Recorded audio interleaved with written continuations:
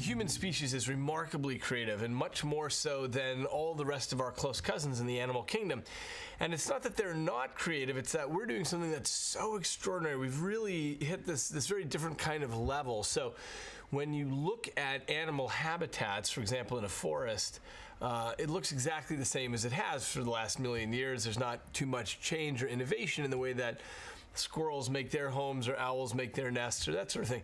And yet, when you look at any human city, it's in this unbelievable celebration of creativity. You see skyscrapers and roads and trains and airplanes flying overhead, all this stuff that is totally unique to our species, and no other species in the animal kingdom is doing anything even close to this.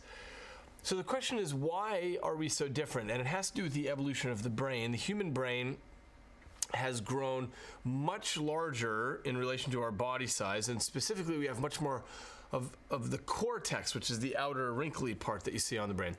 And that has allowed two main things. One is that there's more room in between the input and the output in the human brain. So in animal brains, the input and the output are very close together. So when some stimulus comes in, there's sort of a natural response to it.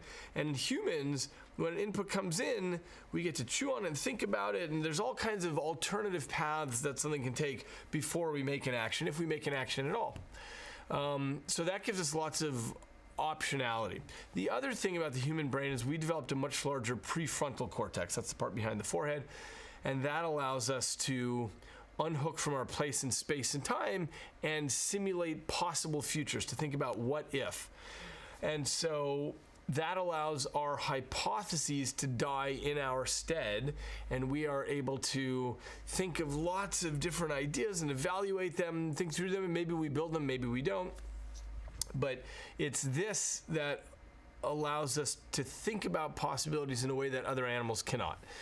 And so between the more distance between input and output and the larger prefrontal cortex, that has made us an incredibly creative species that's always leaning into the future.